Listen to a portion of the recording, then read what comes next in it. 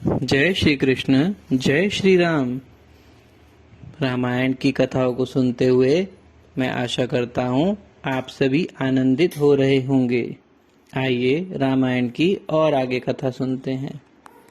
कौशिक ने भगवान शिव को प्रसन्न करने के लिए घोर तपस्या प्रारंभ कर दी। उन्हें ऋषि वशिष्ठ से बदला लेना था। उन्होंने कई शक्तिशाली अस्त्र तपस्या के द्वारा प्राप्त किए और पुनः वशिष्ठ को चुनौती दी, पर इस बार भी उनकी हार हुई।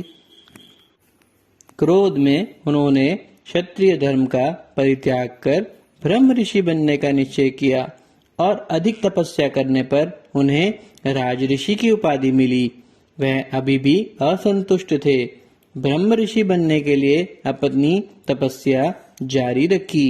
उन्होंने उन्हीं दिनों त्रिशंकु नामक एक सत्यवादी राजा थे। राजा त्रिशंकु की इच्छा देह सहित स्वर्ग जाने की थी। उन्होंने ऋषि वशिष्ठ से अपनी इच्छा पूर्ति के लिए यज्ञ करने के लिए कहा, पर उन्होंने नकार दिया। तब त्रिशंकु ऋषि वशिष्ठ के पुत्रों के पास अपना अनुरोध लेकर गए। वशिष्ठ के पुत्रों ने भी मना कर दिया। तत्पश्चात त्रिशंकु कौशिक से मिले। कौशिक ने अपनी शक्ति के आधार पर त्रिशंकु के लिए एक नया स्वर्ग बनाया, किंतु ऐसा करने में उनकी तप की शक्ति समाप्त हो गई। कौशिक ने ब्रह्म ऋषि बनने के लिए फिर से तपस्या शुरू कर दी। उनका तप देखकर देवतागण भी उन्हें महर्षि के रूप में पहचानने लगे थे, जिसे देखकर देवराज इंद्र परेशान हो उठे। इंद्र ने तपस्या भंग करने के लिए मेनका को भेजा। मेनका एक अप्सरा थी। मेनका कौशिक का ध्यान भंग करने में सफल हो गई। कई वर्षों तक कौशिक सांसारिकता में लिप्त रहे। दोनों ने विवाह कर लिया और उनकी एक पुत्री शकुंतला का जन्म हुआ। कुछ वर्षों बाद जब कौशिक को अपना ध्येय याद आया तो उन्होंने दुगनी शक्ति से तपस्या प्रारंभ कर दी। इस बार उन्होंने भटकाने के लिए इंद्र ने अप्सरा रंभा को भेजा। क्रोध में आकर कौशिक ने रंभा को श्राप दे दिया। अपनी भावना पर नियंत्रण न रख पाने के कारण कौशिक को बहुत ग्लानि हुई। उन्होंने अपनी तपस्या को और तीव्र कर दिया। शीघ्र ही वे भावनाओं पर नियंत्रण करने वाले जितेंद्रिय हो गए। अंततः कौशिक के सामने ब्रह्मा प्रकट हुए और उन्हें ब्रह्म ऋषि की उपाधि प्रदान की। उन्होंने अपनी इंद्रियों और भावनाओं पर पूर्ण नियंत्रण कर लिया था। फलतः कौशिक ऋषि विश्वामित्र हो गए। ऋषि वशिष्ठ ने भी विश्वामित्र को ब्रह्म ऋषि के रूप में स्वीकारा। राम और लक्ष्मण को अपने साथ लेकर विश्वामित्र मिथिला जा रहे थे। रास्ते में गौतम ऋषि का आश्रम पड़ा।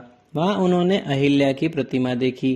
विश्वामित्र ने दोनों भाइयों को अहिल्या की कथा सुनाई। अहिल्या ब्रह्मा की पुत्री थी और उनकी सुंदरता अप्रतिम थी। बड़े होने पर उनका विवाह गौतम ऋषि से हुआ। गौतम ऋषि एक महान तपस्वी थे। अहिल्या स्वामी भक्त और कर्तव्यपरायण पत्नी थी। उनकी सुंदरता की गाथा देवराज इंद्र तक भी पहुंची। इंद्र ने अहिल्या को देखा तो उसकी सुंदरता पर मुग्ध हो गए। एक दिन जब गौतम ऋषि कहीं बाहर गए हुए थे, तब अवसर का लाभ उठाकर इंद्र ने गौतम का रूप धरा और अहिल्या के पास चले गए। उसके साथ कुछ समय व्यतीत किया। इस बात का पता चलते ही ऋषि गौतम अत्यधिक क्रोधित हो उठे। उन्होंने इंद्र तथा अपनी पत्नी को श्राप दे दिया। हालांकि उसके बाद अपनी भूल का एहसास हुआ कि इसमें अहिल्या की कोई गलती नहीं थी। उसने भूलवश इंद्र को अपना पति समझा था। गौतम ने भूल सुधार करते हुए अहिल्या से कहा, तुम्हारे कृत्य के लिए मैं तुम्हें शिला होने का श्राप देता हूँ, पर तुम्हारे सत्य वचन के कारण जब राम तुम्हें अपने चरणों से छुएंगे तब तुम्हारे श्राप का अंत हो जाएगा। राम और लक्ष्मण को अहिल्या की कथा सुनकर विश्वामित्र ने उसकी पवित्रता के प्रति राम को आश्वस्त कराया। तत्पश्चात उन्होंने राम को उस पाषाण प्रतिमा को अपने चरणों से छूने की सलाह दी। राम ने सिर झुकाकर विश्वामित्र को नमन किया और धीरे से पाषाण की प्रतिमा को छुआ। इस प्रकार गौतम ऋषि द्वारा अहिल्या को दिए हुए श्राप का अंत हुआ और अहिल्या जीवित हो उठी। गौतम ऋषि के साथ अहिल्या का पुनर्मिलन हो गया। देवताओं ने आकाश से पुष्प वृष्टि की। गौतम ऋषि तथा अहिल्या ने राम के प्रति आभार प्रकट किया और भोजन के लिए अपने आश्रम में निमंत्रित किया। थोड़ी देर आश्रम में विश्राम करके राम लक्ष्मण विश्वामित्र के साथ मिथिला चल दिए। जय श्री राम।